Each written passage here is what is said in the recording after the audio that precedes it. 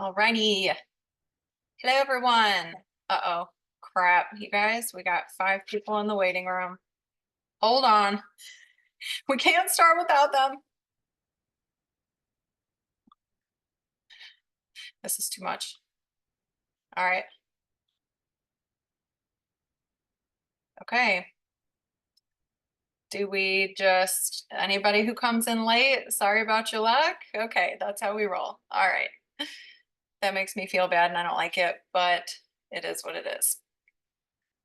Okay. Back we go. One more time.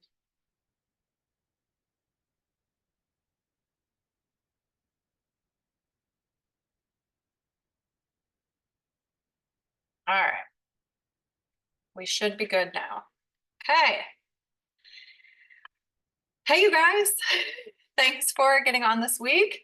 We are in week 2 officially. So last week we kicked it off if you were on here, and we were talking all about mindset and starting into our 4 pillars and just really diving into that on both sides of it. So 2 things. So one, our mindset surrounding each of these pillars, and our habits and our routines and everything. And then the other side of it is the systems, the actual action behind it. So what are we doing to make that pillar come to life? What are we doing to have consistency there and to be successful in all 4 pillars? Because that's how we create a legacy business. So week 1 here, we are going to be covering the first of the 4 pillars. Not that they have to be covered in any particular order, but I think retention is a huge, huge, big, fat column pillar underneath all of the things that we have to take care of, because happy customers make happy sharers make business builders and large teams. This creates a legacy business that we all desire and is great for us in the long run.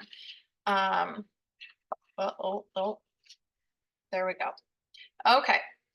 So just a few of the things that we're going to be touching on tonight is our mindset surrounding retention, customer feedback. So I've got some really interesting facts to share with you guys of things that are very specific to customer care and what people are experiencing in the world right now and what they're reporting about that.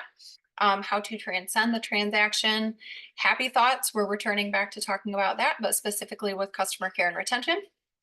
Creating systems and habits within retention and customer care, and then just our little intro into the week 2 pillar.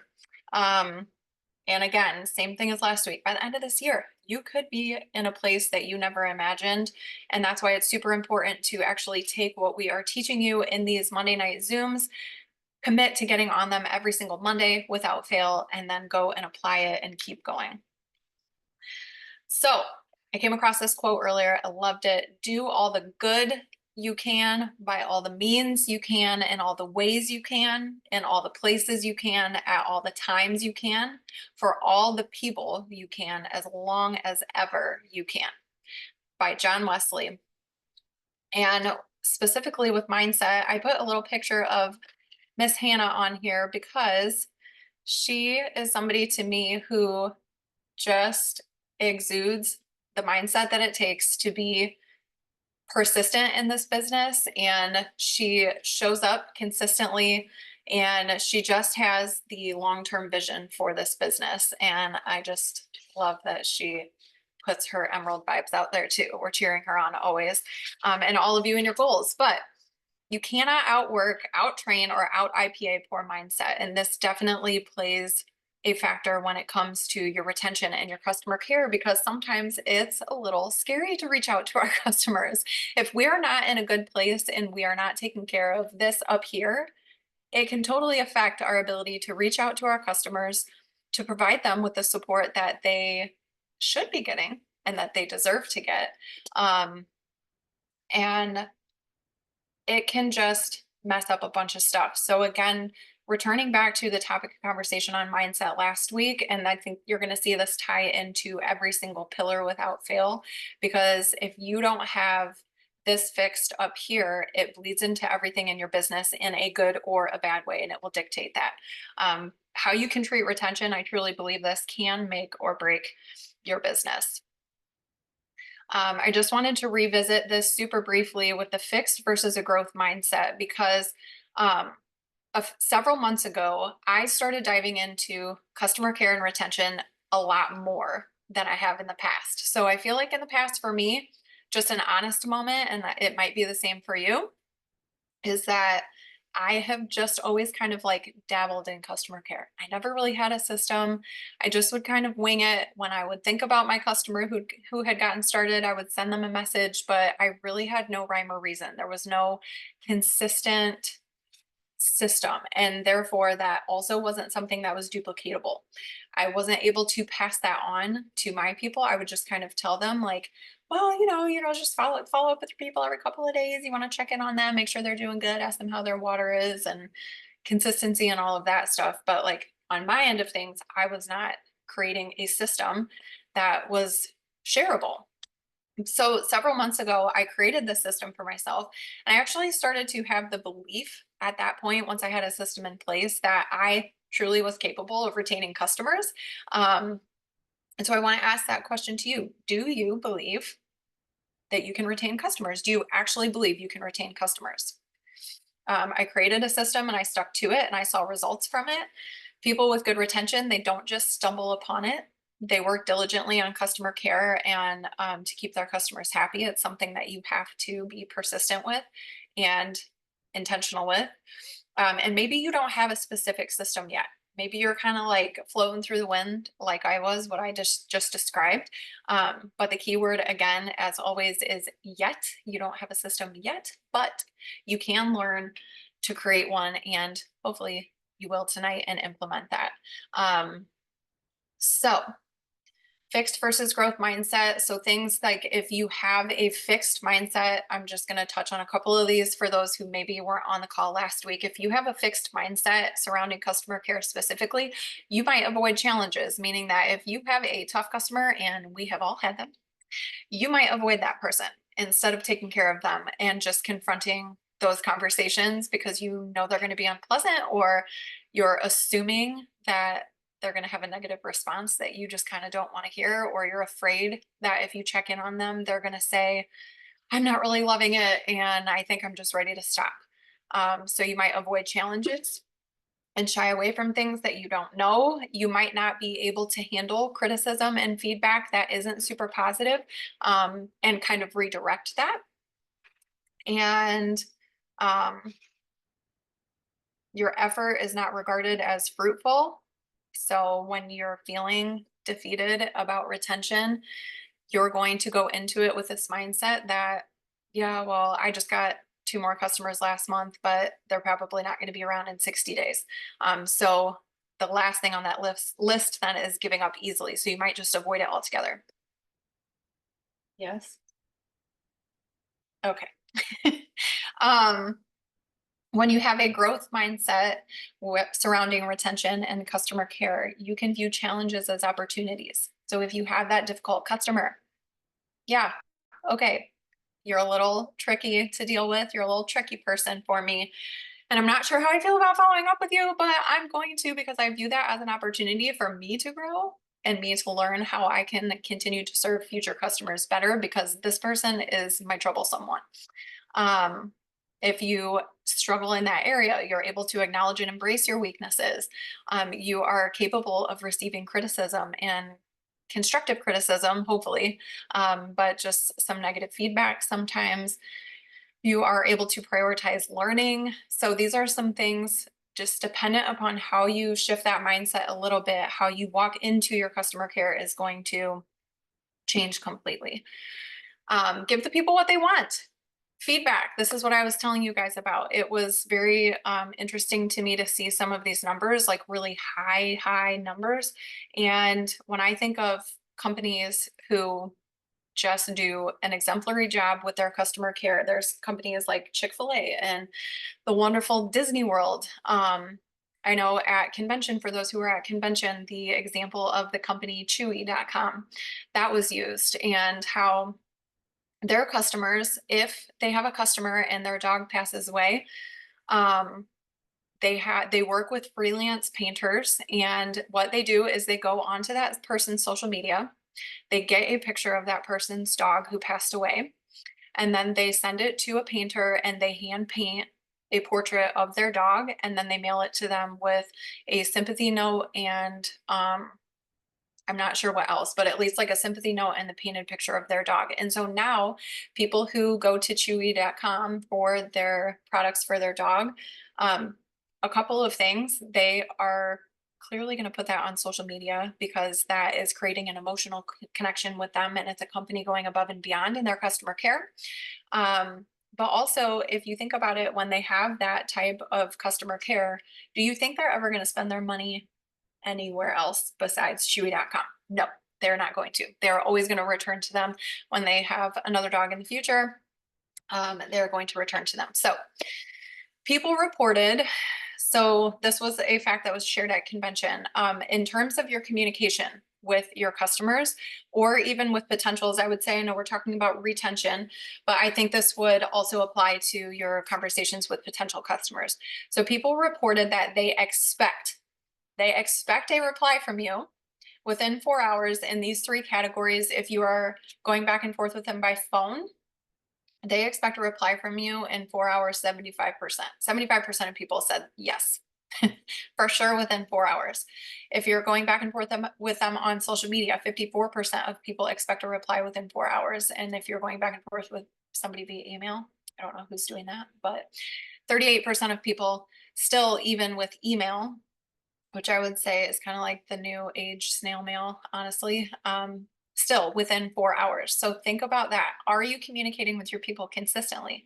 Can they rely on a relatively quick response from you? This does not mean that you have to make yourself available all hours of the day, 24/7.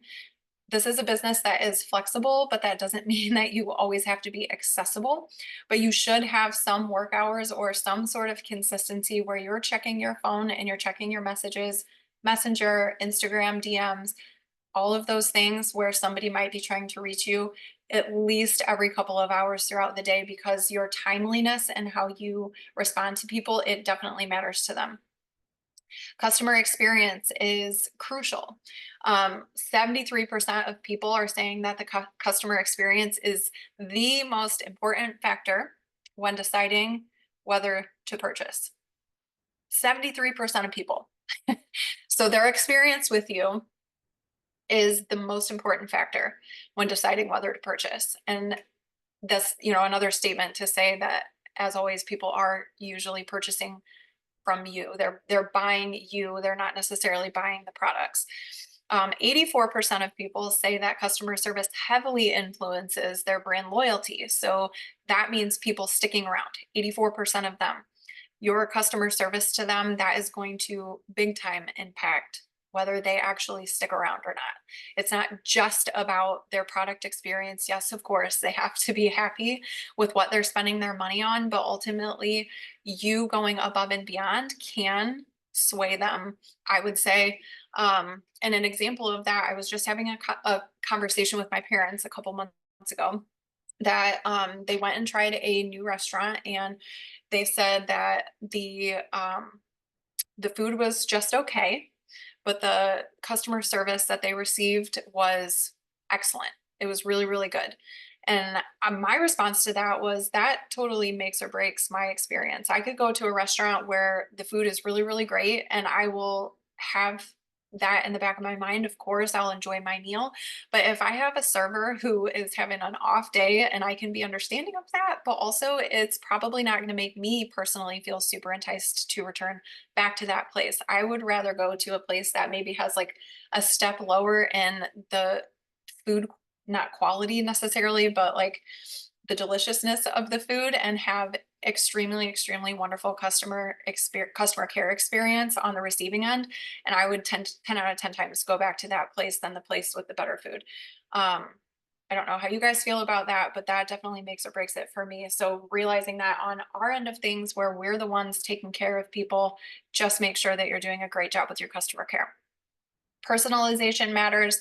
This was another fact that was reported on. 69% of people expect personalized interactions. So providing tailored experiences and something that's super specific to a person is increasingly important.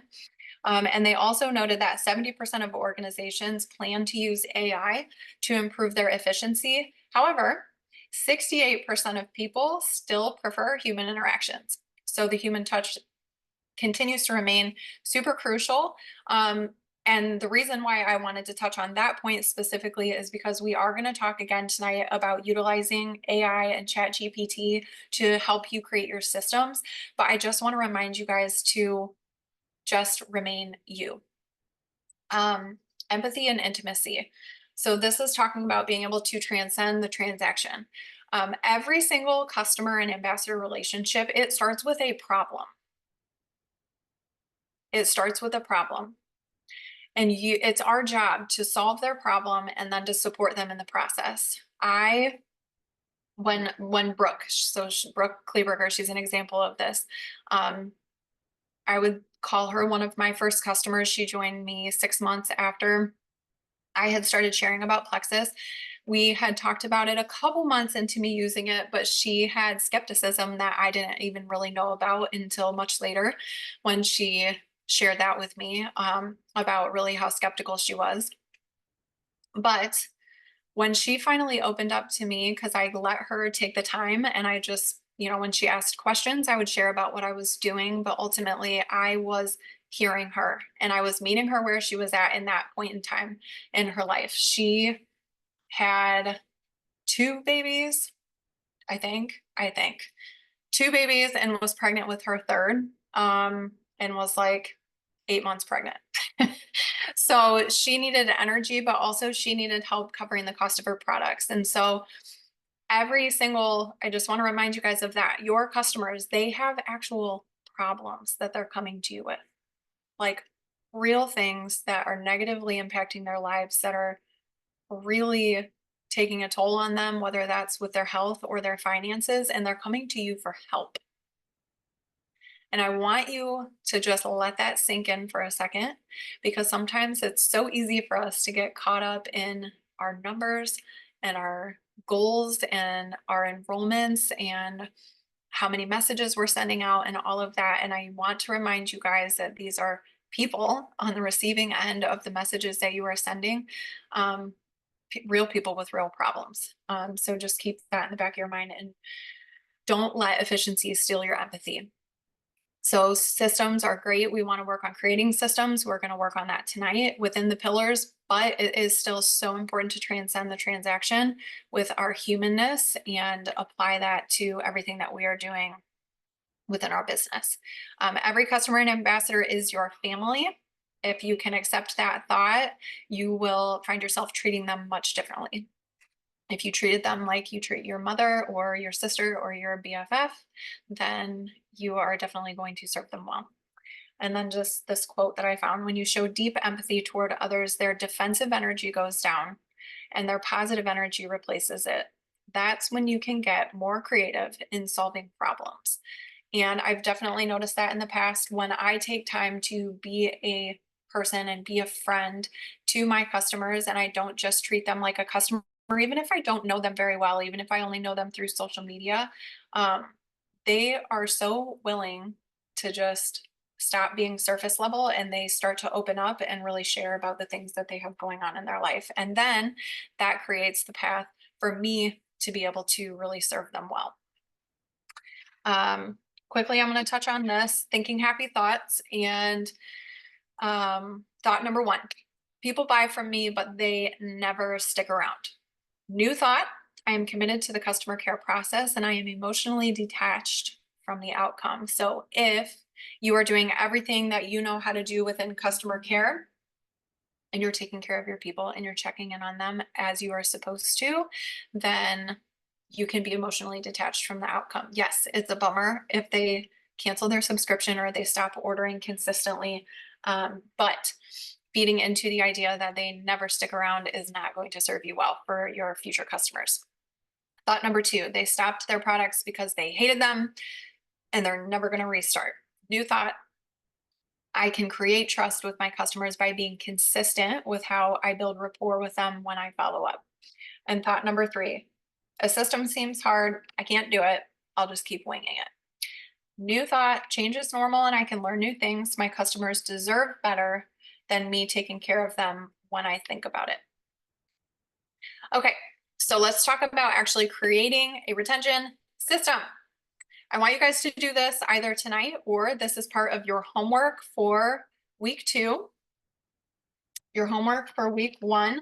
Part of it was doing a brain dump for any of the negative or intrusive thoughts that you had. I would love for you to drop in the chat if you ended up following through on that. And if you were not on last week's call and you want to do that activity, what you can do is write down all of the negative or intrusive thoughts that you have surrounding you and your business.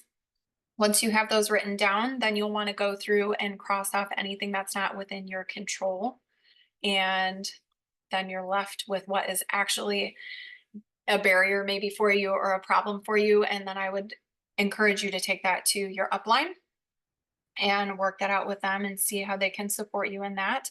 And then the other one was to create the jot form that Emily had wanted you to use and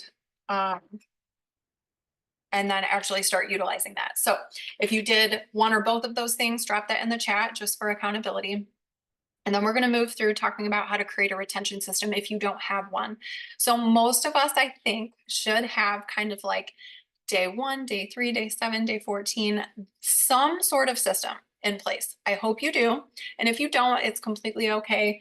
And we're going to hopefully get one that's specific for you. So there really is no perfect customer care system. You have to find one and create one and tailor one that is the perfect system for you. It's kind of like finding your partner in life. There's really no perfect human being out there. There's no perfect man out there, but you find the person that is perfectly imperfect for you, and then you make it work together. So that's what we're going to do with our customer care system. And I want to encourage you guys to download Chat GPT if you do not have it. I think you can access it through the internet if you don't have the actual app. But we're trying to help you guys get into the habit of utilizing this tool because it is amazing. It takes so much guesswork and just work, like time work out of it for you that you don't have to put into creating and thinking and doing all of that. And so you can give it this prompt. This is the prompt.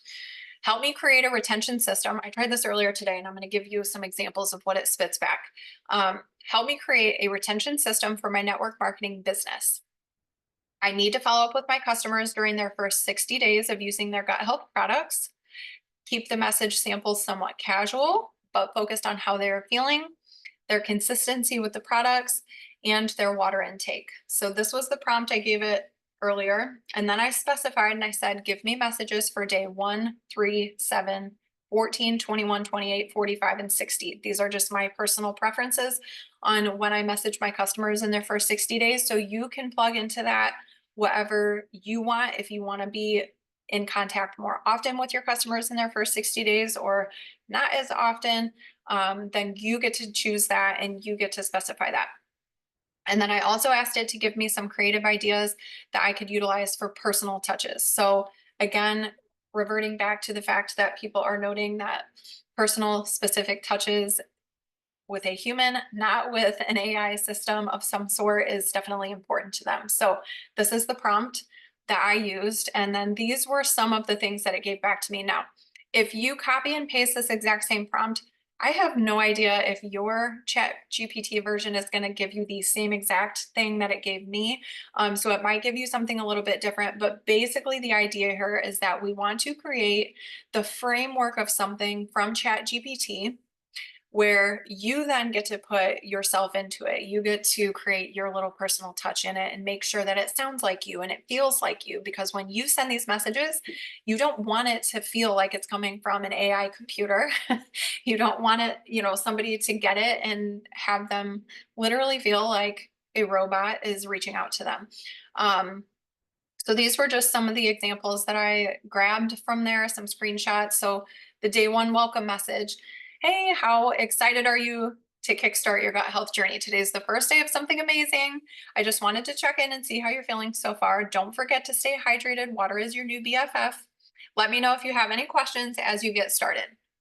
And then it gives an example of a personal touch. So send a short, upbeat voice note instead of a text to make it more personal.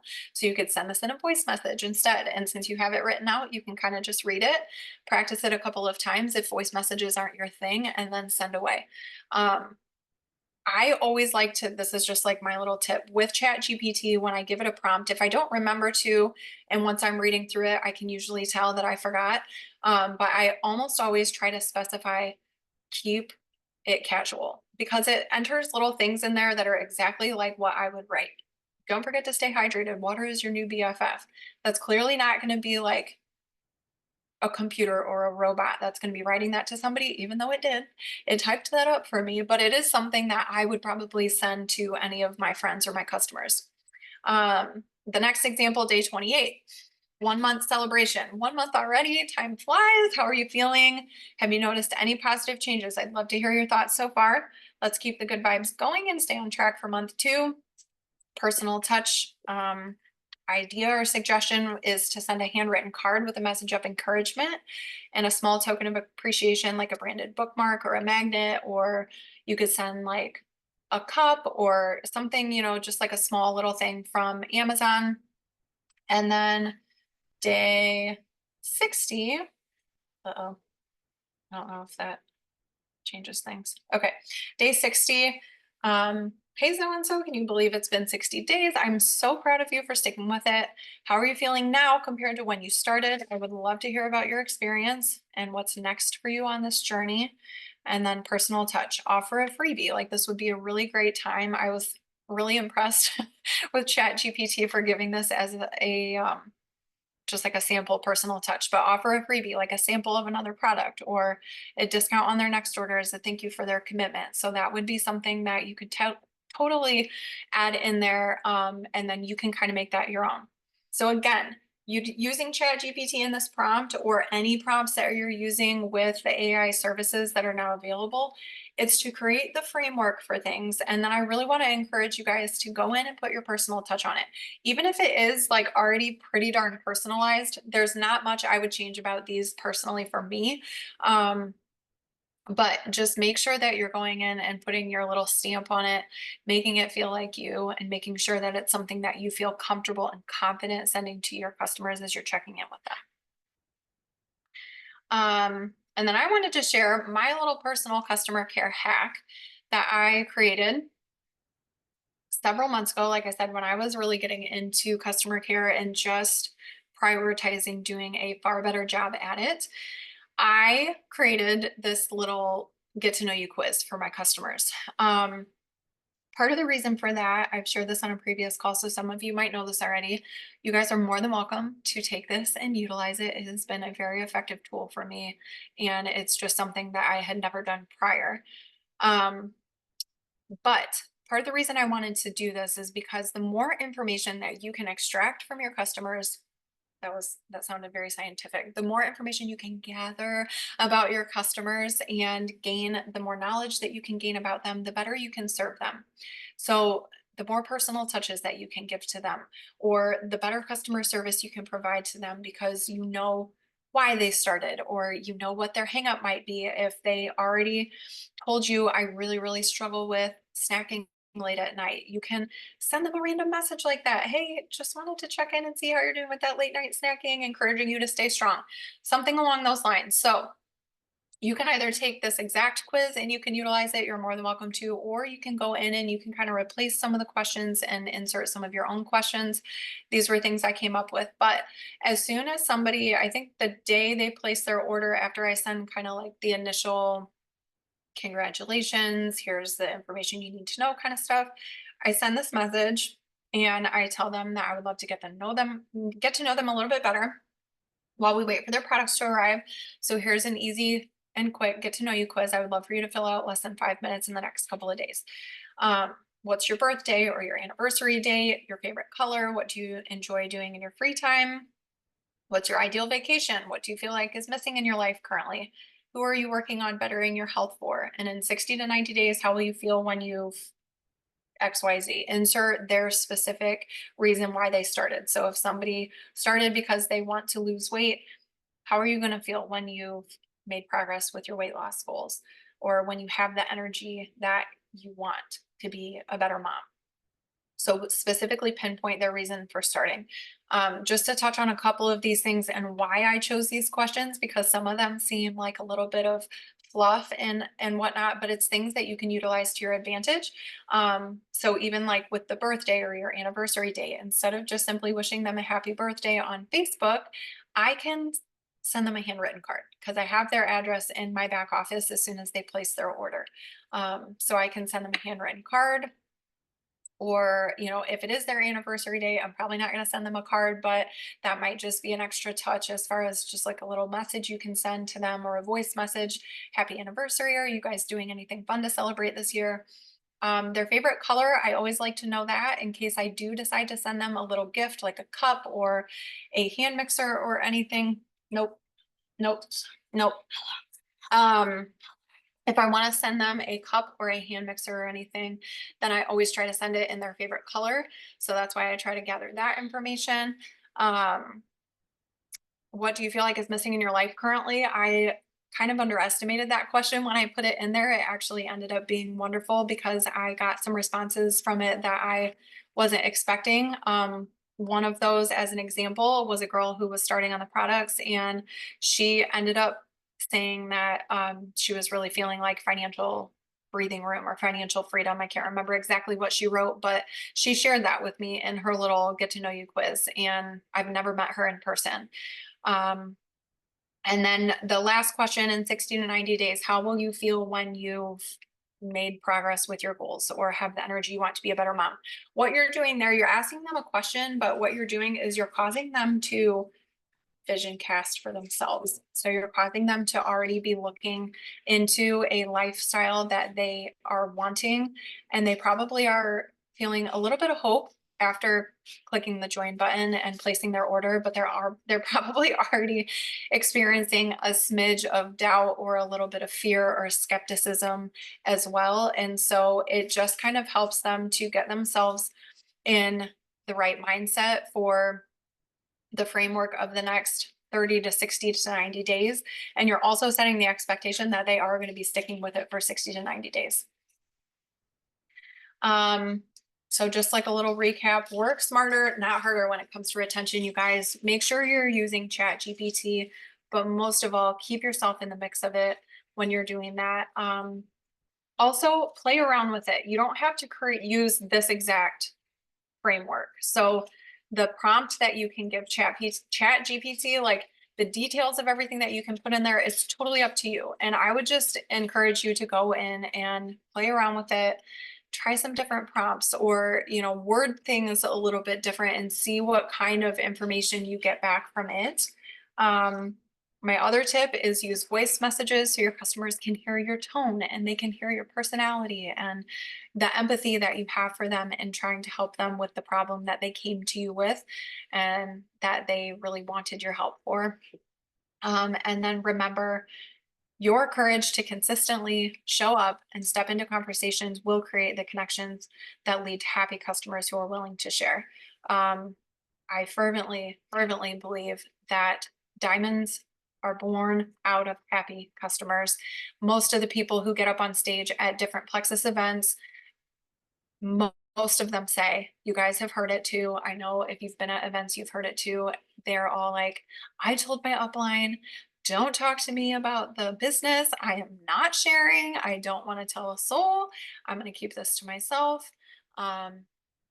And then they ended up sharing, and then they're standing on stage and they're speaking to you and they're sharing their tips with you and their experience with you, and they've made it to emerald or sapphire or diamond, and their whole life has changed and they've impacted a ton of other people. So please, you guys, do not underestimate the impact that you can make with your customer care, your service that you're providing to people, and just remember to have empathy and respect for the people who are spending their hard-earned money with you.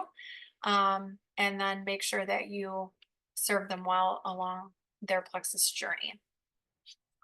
I am going to stop sharing so I can see the screen. Emily, I know your video is not on. Did you have anything that you wanted to add? I don't think so. just look for a post in our team pages, no matter which team page you're in. All of you, your leaders are going to have a worksheet to help you. Like some of you are going to be like pen to paper people. This is a lot of amazing information and resources to start applying and using. You're not going to get it overnight. This is something that I think if we start using it, just imagine your retention system a year from now and the point growth you are going to have a year from now after utilizing these things. And so in our team page, kind of like last week, we were like, hey, when you make your drop form, drop your link below, like trot yourself out. That shows that you did the work. Well, same for this. If you're a worksheet kind of girly, we got you. We got a worksheet. It'll be in the files of my team page, and then I'll send it to the other leaders. They can put it in their team pages so that if you like to print it out, you can like write out your system in 48 hours. I want to use this chat GPT verbiage. And their first 30 days, when I check in, I want this, and so on and so forth.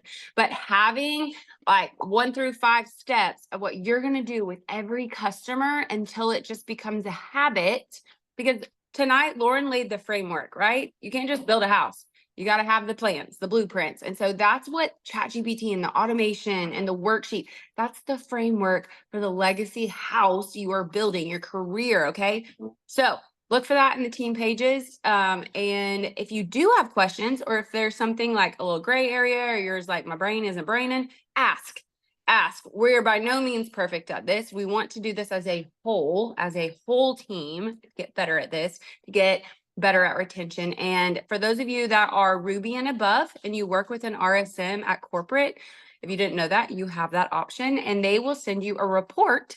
They have a retention report to show you your team's retention number. So a good retention like data point is going to be over 50%, right? You want to retain over 50% of the people that you brought in the month prior.